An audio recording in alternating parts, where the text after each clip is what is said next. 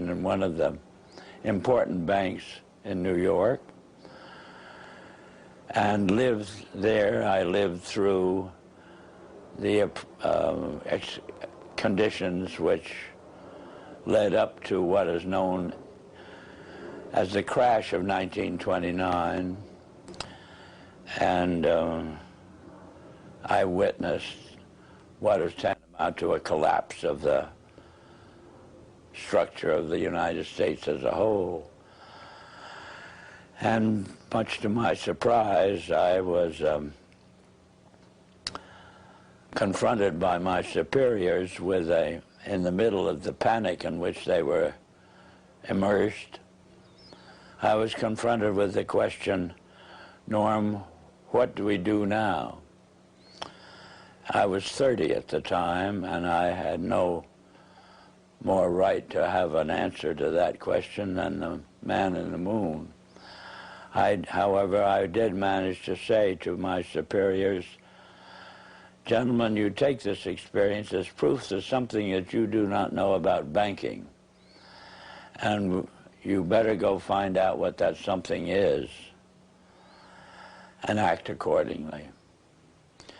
4 days later, I was confronted by the same superiors with a statement to the effect that, Norm, you go find out.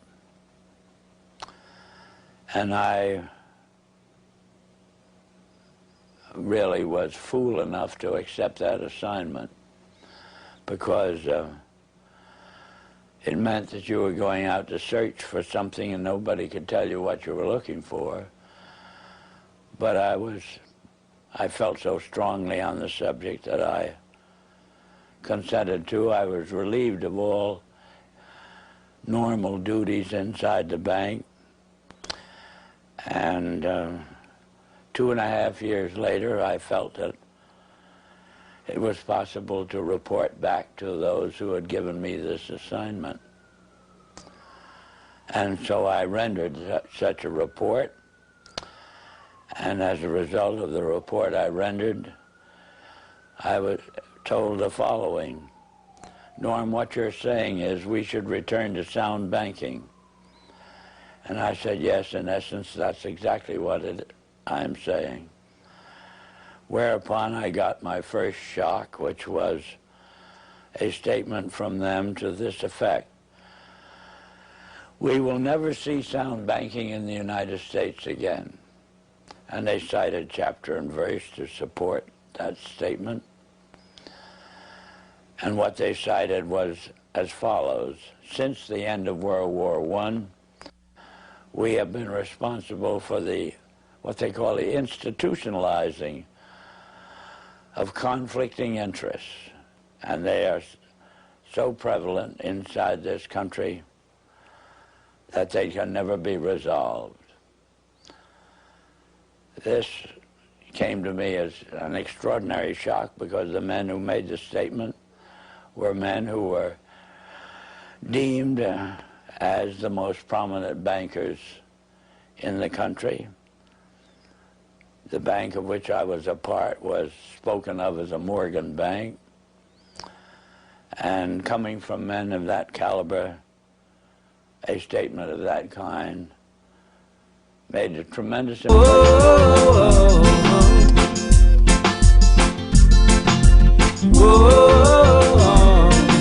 Yeah. We sat down to play Monopoly. We all wanted to win the game. We gave some guy endless money supply. We must have not been thinking with brains. After some time, the worth of my dime got me down to damn near nothing. I might have been doing all right still. I make my living pushing buttons. Yeah. Whoa. Whoa. There's a man over there with ammunition looking for a brand new chance to profit from my fear. We're gonna show him a brand new dance. 267 stories, they blew up into almost nothing. I'm in pain in the rain, it makes me make my living pushing buttons. The story you are about to hear represents a missing piece in the puzzle of modern history. Without this knowledge, many contemporary events are simply beyond understanding. You are about to hear a man tell you that the major tax-exempt foundations of this land, since at least 1945, have been operating to promote a hidden agenda. And that agenda has nothing to do with the surface appearance of charity, good works, or philanthropy. This man will tell you that the real objectives include the creation of a worldwide collectivist state, including the Soviet Union, which is to be ruled from behind the scenes by those same interests which now control the tax-exempt foundations. The man who tells this story is none other than Mr. Norman Dodd, who in 1954 was the staff director of the Congressional Special Committee to investigate tax-exempt foundations, sometimes referred to as the Reese Committee, in recognition of its chairman, Congressman Carroll Reese. The interview you are about to see was conducted by me in 1982. I had no immediate use for the material at that time, but I realized that Mr. Dodd's story was of extreme importance, and since he was advanced in age and not in good health, I simply wanted to capture his recollections on videotape while he was still with us. It was a wise decision because Mr. Dodd did pass away just a short time afterward. In recent months, there has been a resurgence of interest in the substance of Mr. Dodd's story, and we have decided to make it available to the general public. And so what now follows is the full, unedited interview, broken occasionally only for a tape change or to omit the sound of a passing airplane. It stands on its own as an important piece in the puzzle of modern history. Mr. Dodd, let's begin this interview by a brief statement for the record, telling us who you are, what your background is, and your qualifications to speak on this subject. Well, Mr. Griffin, as for who I am just, as the name implies, an individual born in New Jersey and educated in private schools, eventually in a school called Andover, Massachusetts, and then Yale University, and running through my whole period of being brought up and growing up, I have been an indefatigable reader, and I have had one major interest, and that was this country, as I was led to believe it was originally founded. And I entered the world of business knowing absolutely nothing about how that world operated, and realized that the only way to find out what that world was consisted of would be to become part of it. And I then acquired some experience in the manufacturing world, and then in the world of international communication, and finally chose banking as the field I wished to devote my life to. And I was fortunate enough to secure a position in one of the important banks in New York, and lived there. I lived through the conditions which led up to what is known as the crash of 1929, and I witnessed what is tantamount to a collapse of the structure of the United States as a whole. And much to my surprise, I was confronted by my superiors with in the middle of the panic in which they were immersed, I was confronted with the question, Norm, what do we do now? I was 30 at the time, and I had no more right to have an answer to that question than the man in the moon. However, I did manage to say to my superiors, gentlemen, you take this experience as proof of something that you do not know about banking. And you better go find out what that something is and act accordingly. 4 days later, I was confronted by the same superiors with a statement to the effect that, Norm, you go find out. And I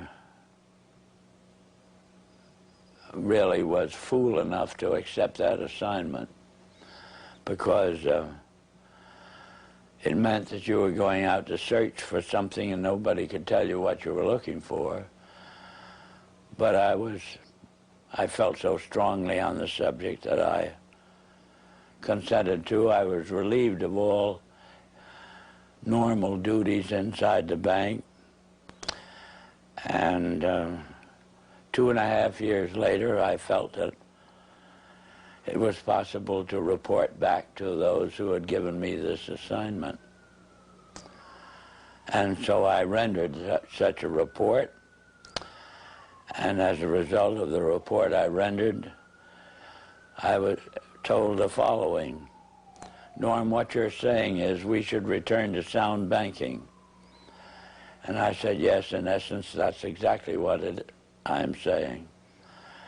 Whereupon I got my first shock, which was a statement from them to this effect: we will never see sound banking in the United States again. And they cited chapter and verse to support that statement.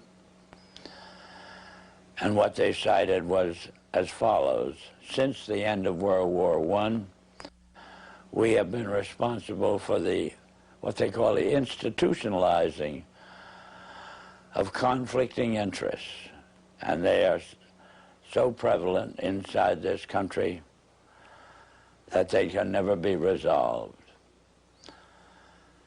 This came to me as an extraordinary shock, because the men who made the statement were men who were deemed as the most prominent bankers in the country.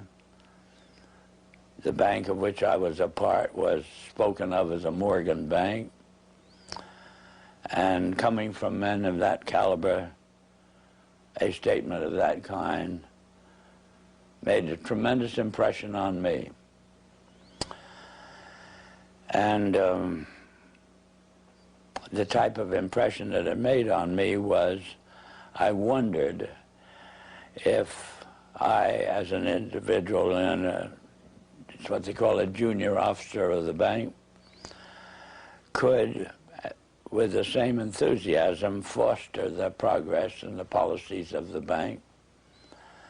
I spent about a year trying to think this out and came to the conclusion that I would have to resign. I did resign, and as a consequence of that, had this experience. When my letter of resignation reached the desk of the president of the bank, he sent for me. And I came to visit with him, and he stated to me, Norm, I have your letter, but I don't believe you understand what's happened in the last 10 days. And I said, no, Mr. Cochran, I have no idea what's happened. Well, he said, the directors have never been able to get your report to them out of their mind. And as a result, they have decided that you, as an individual, must begin at once, and you must reorganize this bank in keeping with your own ideas.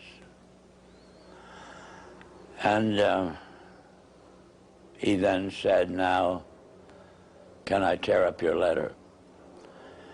And inasmuch as what had been said to me was offering me, at the age of, by then, 33, about as fine an opportunity for service to the country as I could imagine, I said yes. And they said they wished me to begin at once. And I did, and suddenly, in the span of about 6 weeks, I was not permitted to do another piece of work. And every time I brought the subject up, I was kind of patted on the back and said, and told, stop worrying about it, Norm. Pretty soon you'll be a vice president, and then you will have quite a handsome salary and ultimately be able to retire on a very worthwhile pension. In the meantime, you can play golf and tennis to your heart's content on weekends. Well, Mr. Griffin, I found I couldn't do it. I spent a year with figuratively with my feet on the desk doing nothing, and I just couldn't adjust to it. So I did resign. And this time, my resignation stuck, and then I got my second shock, which was the discovery that the doors of every bank in the United States were closed to me, and I never could get a job, as it were, in a bank. So I found myself, for the first time since I'd graduated from college, out of a job. And from there on, I followed various branches of the financial world, ranging from investment counsel to membership of the stock exchange, and finally ended up as an advisor to a few individuals who had capital funds to look after. In the meantime, my major interest became very specific, which was to endeavor, by some means, of getting the educational world to actually, you might say, teach the subject of economics realistically and move it away from the support of various speculative activities that characterize our country. And I have had that interest, and you know how as you generate a specific interest, you find yourself gravitating toward persons with similar interests. And ultimately, I found myself kind of the center of the world of dissatisfaction with the direction that this country was headed. And that's on one direction, and this same way I found myself in contact with many individuals who, on their own, had done a vast amount of studying and research in areas which were part of the problem. And well, Mr. Dodd, if I may interrupt here for a second, at what point in your career did you become connected with the Reese Committee? 1953. 1953. Yeah. And what was that capacity, sir? That was the capacity of what they call Director of Research for the Reese Committee. Can you tell us what the Reese Committee was attempting to do?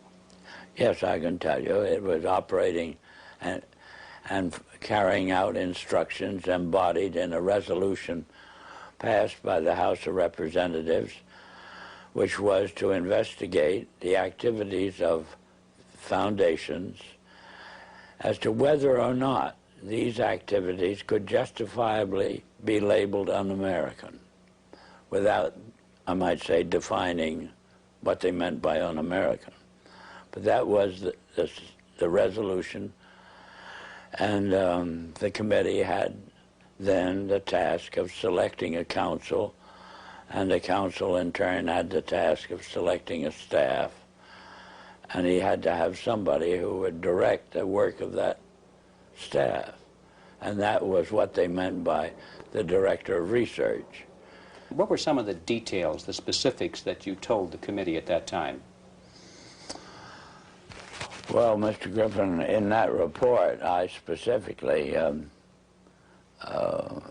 number one, defined what was, to us, what was meant by the phrase un-American.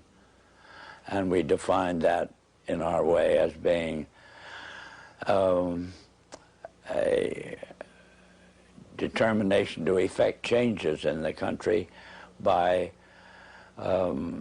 unconstitutional means. We have plenty of constitutional procedures, assuming that we wish to effect a change in the form of government or that sort of thing.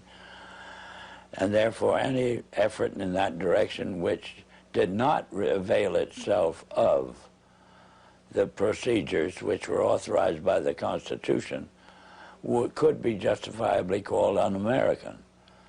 That was the start of educating them up to that particular point. The next thing was to educate them as to the effect on the country as a whole of the activities of large endowed foundations over the then past 40 years. What was that effect, sir? That effect was to orient our educational system away from support of the principles embodied in the Declaration of Independence and implemented in the Constitution, and educated them over to the idea that the task now was,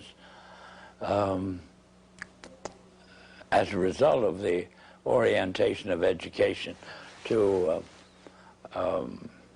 away from these briefly stated principles and self-evident truths.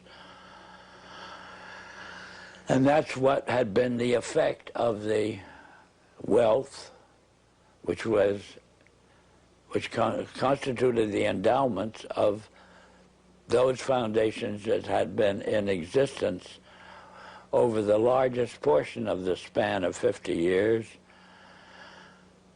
and holding them responsible for this change. And what we were able to bring forward was that what we had uncovered was the determination of these large endowed foundations through their trustees to actually get control over the content of American education. There's quite a bit of publicity given to your conversation with Rowan Gaither. Would you please tell us who he was and what was that conversation you had with him? Rowan Gaither was at that time president of the Ford Foundation. And Mr. Gaither had sent for me when I found it convenient to be in New York, asked me to call upon him at his office, which I did.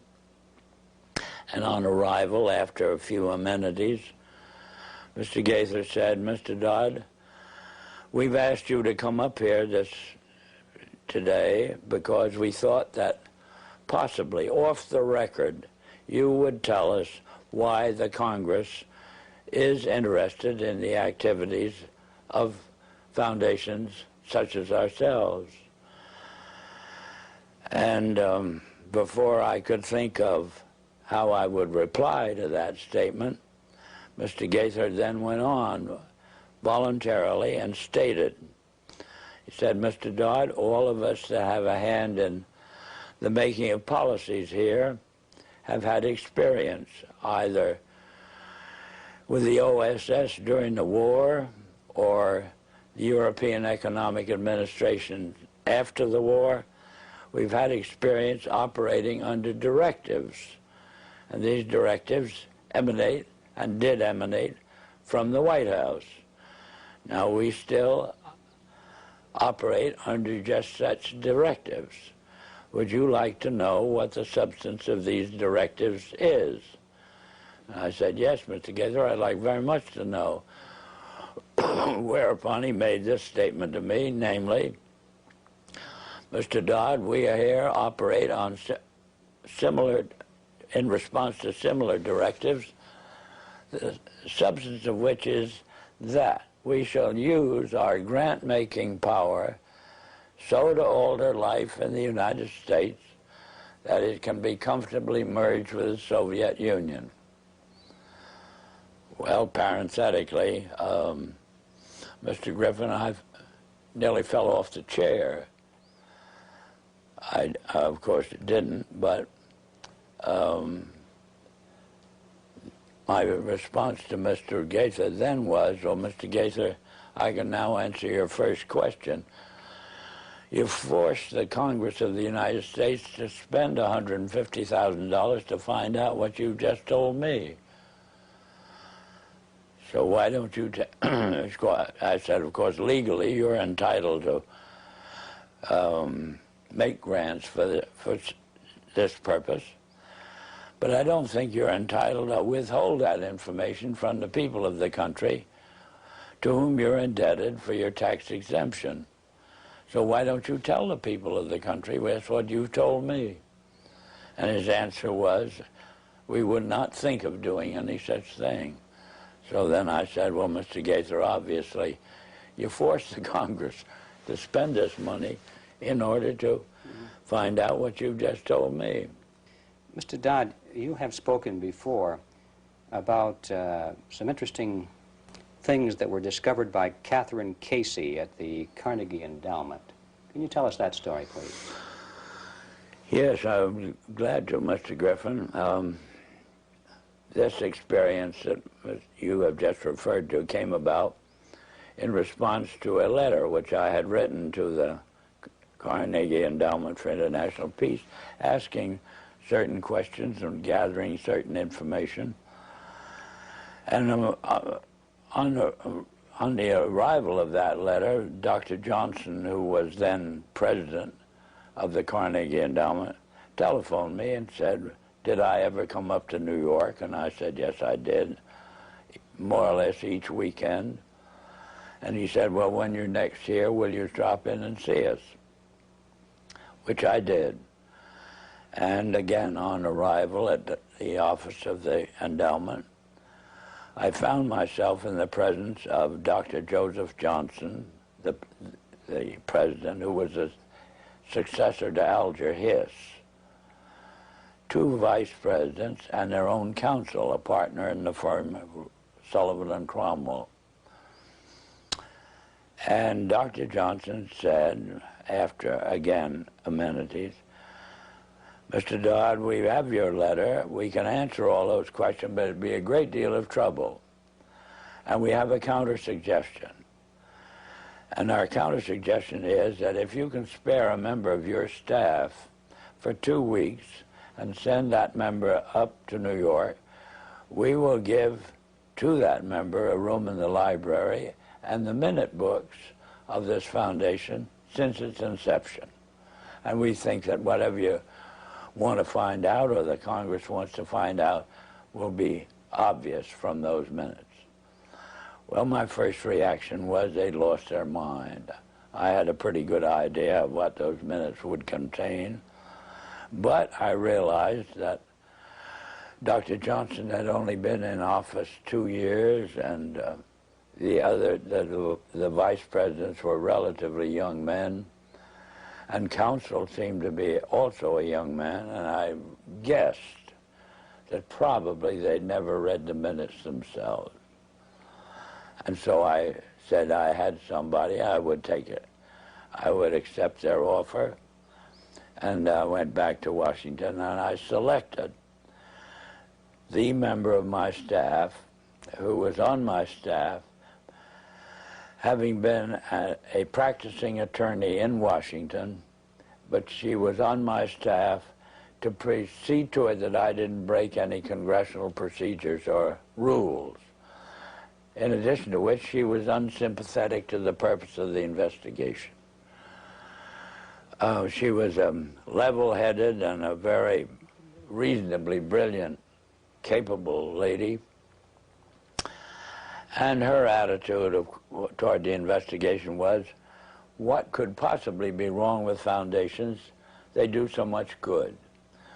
Well, in the face of that sincere conviction of Catherine's, I went out of my way not to prejudice her in any way.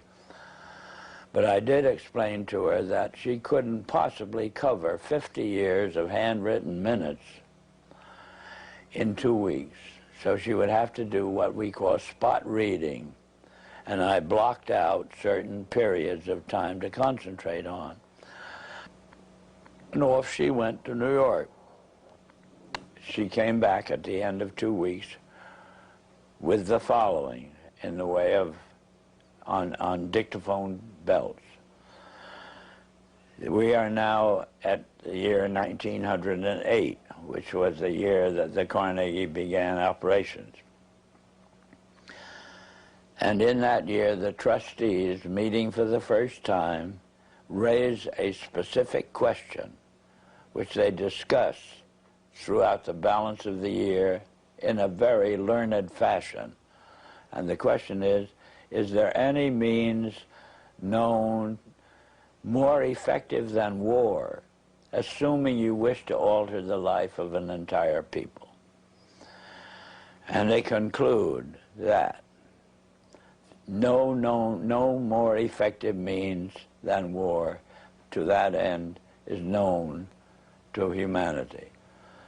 So then in 1909 they raised the second question and discussed it, namely, how do we involve the United States in a war? Well, I doubt at that time if there was any subject more removed from the thinking of most of the people of this country than its involvement in a war. There were intermittent shows in the Balkans, but I doubt very much if many people even knew where the Balkans was. Then finally, they answer that question as follows. We must control the State Department. And then that very naturally raises the question of how do we do that? And they answer it by saying we must take over and control the diplomatic machinery of this country. And finally they resolve to aim at that as an objective. Then time passes, and we are eventually in a war, which would have been World War I. And at that time, they record on their minutes a shocking report in which they dispatched to President Wilson a telegram cautioning him to see that the war does not end too quickly. And finally, of course, we are, the war is over. At that time, their interest shifts over to preventing what they call a reversion of life in the United States to what it was prior to 1914, when World War I broke out. And they arrive at that point, they come to the conclusion that to prevent a reversion, we must control education in the United States. And they realize that that's a pretty big task. So it's, to them, it is too big for them alone, so they approach the Rockefeller Foundation with the suggestion that that portion of education which could be considered domestic be handled by the Rockefeller Foundation, and that portion which is international should be handled by the endowment. And they then decide that the key to the success of these two operations lay in an alteration of the teaching of American history. So they approach 4 of the then most prominent teachers of American history in the country, people like Charles and Mary Bird, and their suggestion to them is, will they alter the manner in which they present this subject, and they get turned down flat. So they then decide that it is necessary for them to do, as they say, build our own stable of historians. And then they approach the Guggenheim Foundation, which specializes in fellowships, and say, when we find young men in the process of studying for doctorates in the field of American history, and we feel that they are the right caliber. Will you grant them fellowships on our say-so? And the answer is yes. So under that condition, eventually they assembled 20. And they take this 20 potential teachers of American history to London, and there they're briefed into what is expected of them when, as and if they secure appointments in keeping with the doctorates they will have earned. And that group of 20 historians ultimately becomes the nucleus of the American Historical Association. And then toward the end of the 1920s, the endowment grants to the American Historical Association $400,000 for a study of our history in a manner which points to what can this country can it look forward to in the future.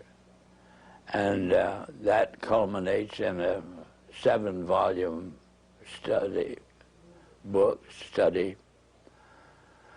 the last volume of which is, of course, in essence a summary of the contents of the other 6. And the essence of the last volume is the future of this country belongs to collectivism administered with characteristic American efficiency. That's the story that ultimately grew out of, and of course was what could have been presented by the members of this congressional committee to the Congress as a whole for just exactly what it said. But they never got to that point. This is the story that emerged from the minutes of the Carnegie Fund. That's right. Carnegie Endowment That's Fund. right. And so... It was official to that extent. I see.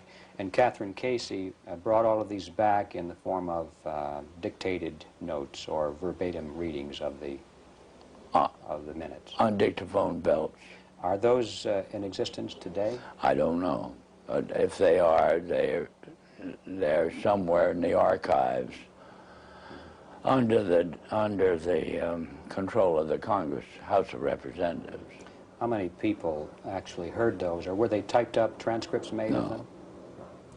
How many people actually heard those recordings? Oh, 3 maybe.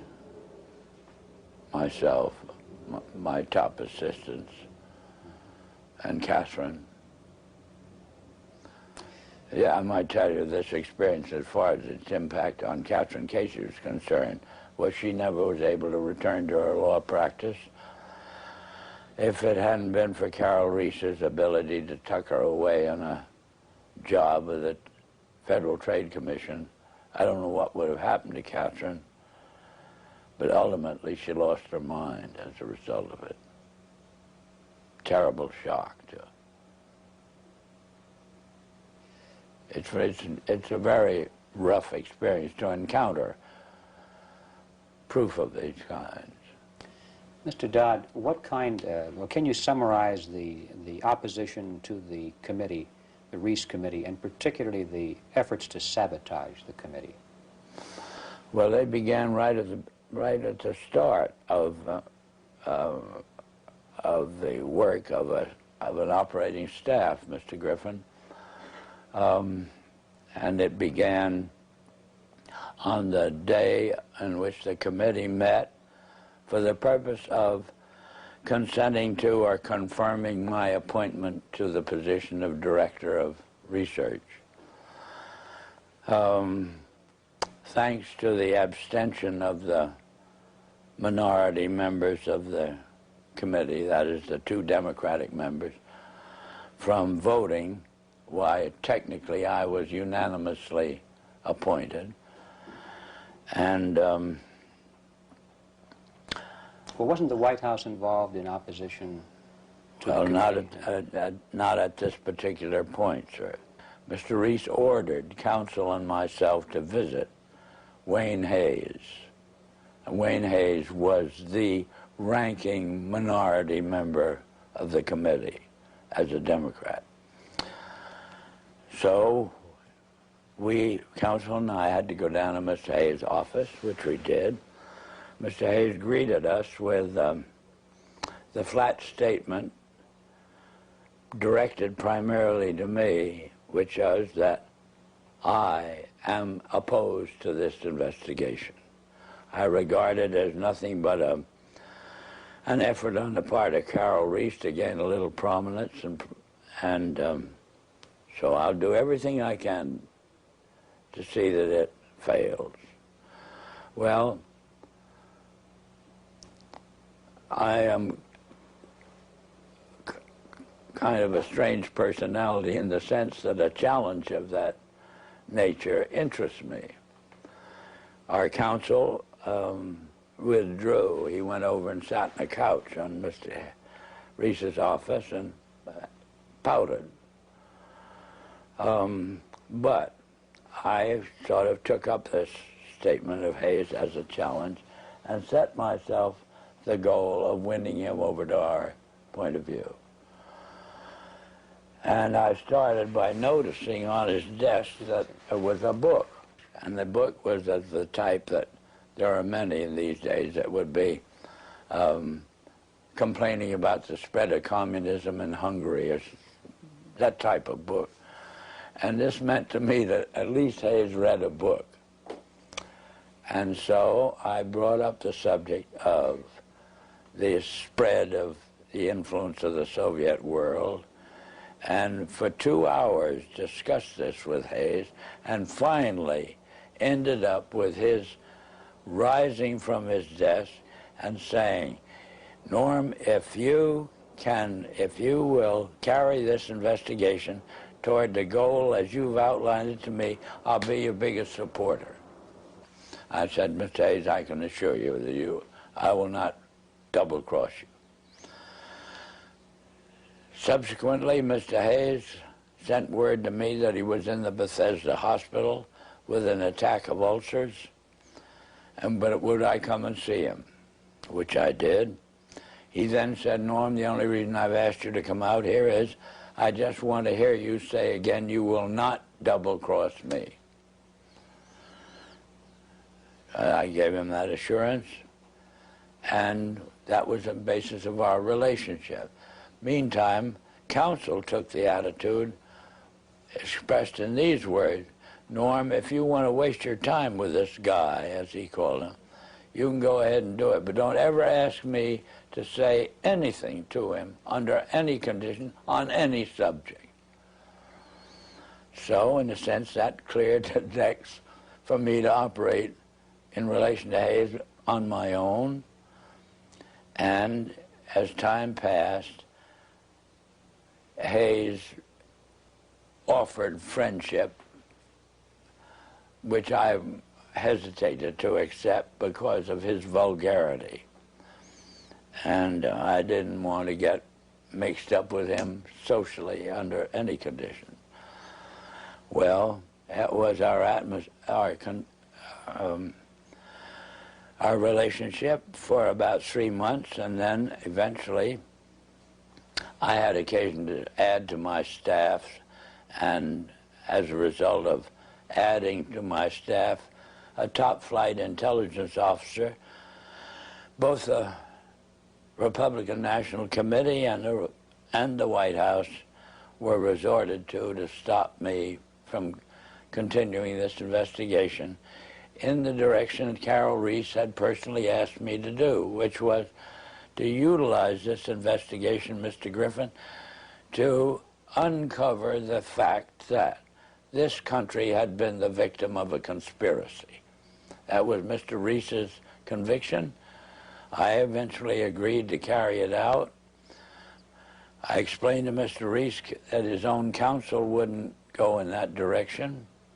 He gave me permission to disregard our own counsel. And I had then to set up an aspect of the investigation outside of our office, more or less secret. And the Republican National Committee got wind of what I was doing, and they did everything they could to stop me. They appealed to counsel to stop me, and finally they resorted to the White House. Was their objection because of what you were doing, or because of the fact that you were doing it outside of the official auspices of the committee? No, their objection was, as they put it, my devotion to what they call anti-Semitism. That was a cooked-up idea, but in other words, it wasn't true at all. But anyway, that's the way I expressed it. And excuse me, why and did they made it stick. Why did they do that? How could they say that? Well, they could say it, Mr. Griffin, but they had to have something in the way of a rationalization of their decision to do everything they could to stop the completion of this investigation in the direction that it was moving, which would have been an exposure of this Carnegie Endowment story and the Ford Foundation and the Guggenheim and the Rockefeller Foundation, all working in harmony toward the control of education in the United States.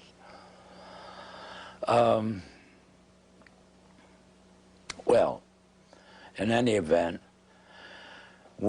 to secure the help of the White House in the picture, they assigned, they got the White House to cause the liaison personality between the White House and the Hill, a major person, to go up to Hayes and try to get him to, as it were, actively oppose what investigation was engaged in. And Hayes very kindly then would listen to this visit from Major Person. Then he would call me and say, Norm, come up to my office. I have a good deal to tell you. I would go up. He'd tell me, I've just had a visit from Major Person, and he wants me to break up this investigation. So I then say, well, Wayne, what did you do? What did you say to him? He said, I just told him to get the hell out. And he did that 3 times, and I got pretty proud of him in the sense that he was, as it were, backing me up. And we finally embarked upon hearings at Hayes' request, because he wanted to get them out of the way before he went abroad in the summer.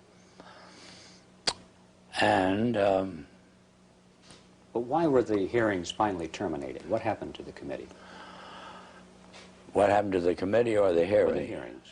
The hearings. Oh, the hearings were terminated. Carol Reese was up against such a furor as Hayes, through the activity of our own counsel. Hayes became convinced that he was being double-crossed, and he put on a show in a public hearing room, Mr. Griffin, that was an absolute disgrace. And he called Carol Reese publicly every name in the book, and Mr. Reese took this as proof that he couldn't continue the hearings.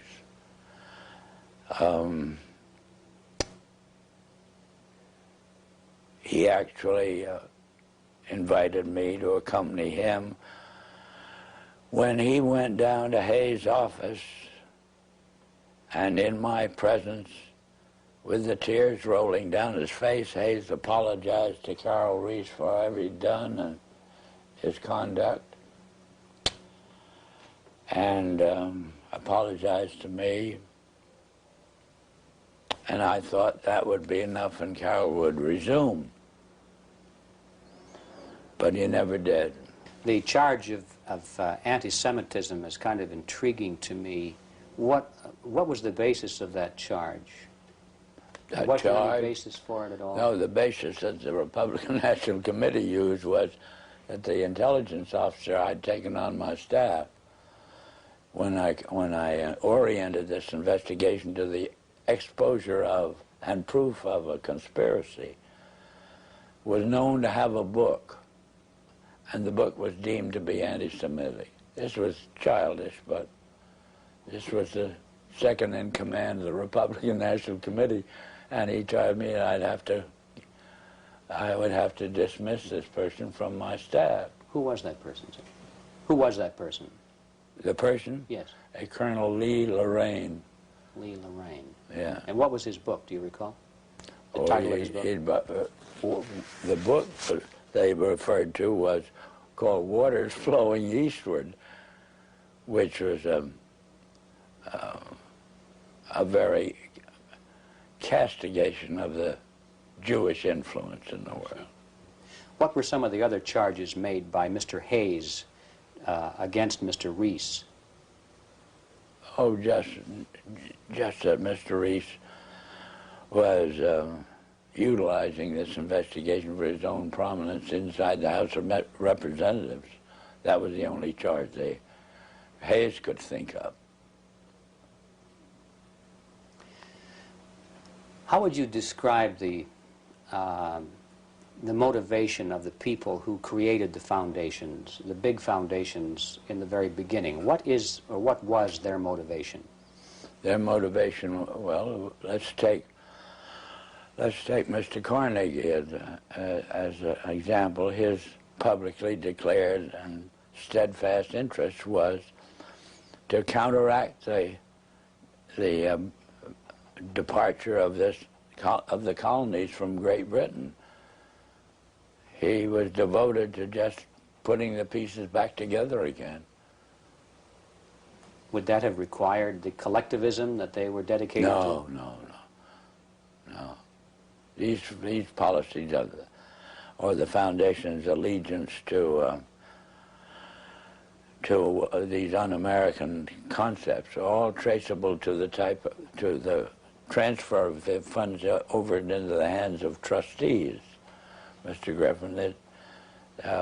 Not to men who had a hand in the creation of the wealth that led to the endowment of, or as a use of that wealth for what we would call public purposes. It was a subversion of the original intent then. Oh, yeah, completely so. And that we got into the world traditionally of bankers and lawyers. How do you see that the purpose and direction of the major foundations has changed over the years to the present? What is it today?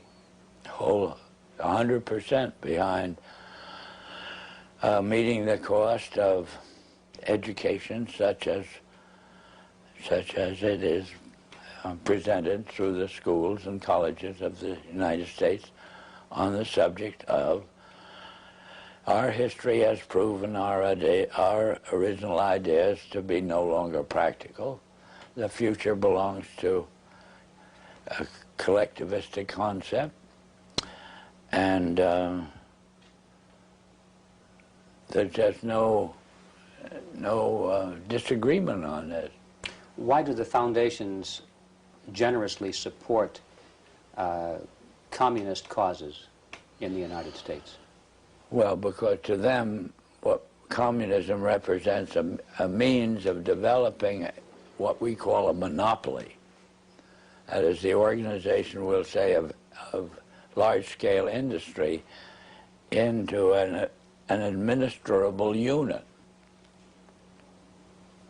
Do they think that they will be one of the administrators? They will be the beneficiaries of it, yes.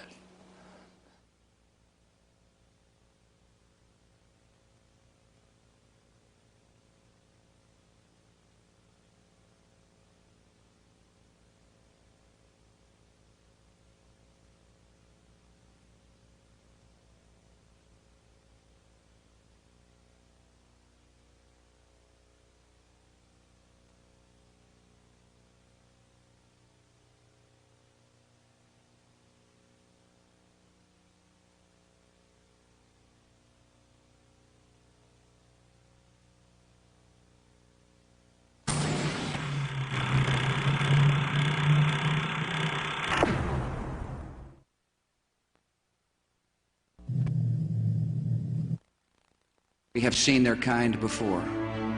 They are the heirs of all the murderous ideologies of the 20th century. By sacrificing human life to serve their radical visions, by abandoning every value except the will to power. They follow in the path of fascism, Nazism, and totalitarianism. And they will follow that path all the way to where it ends, in history's unmarked grave of discarded lies. Every nation in every region now has a decision to make. Either you are with us or you are with the terrorists.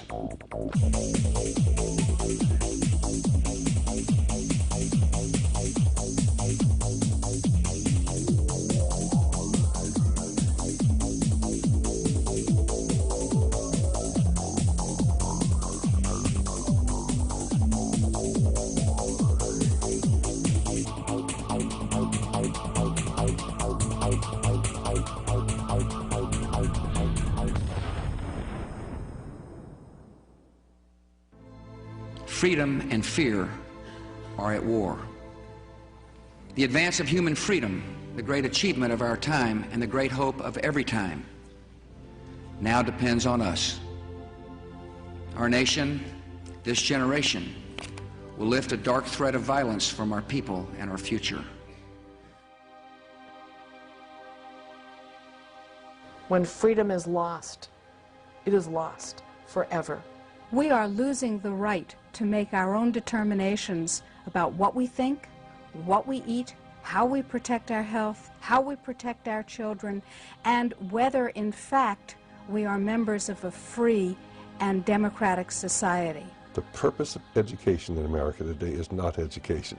It is indoctrination, in internationalism, in collectivism, and in atheism, and they're doing a wonderful job. They have to destroy the United States Constitution and our way of life. And they've got to do so in such a way that will actually embrace it. You have to get a hold of the minds of the young. Whoa.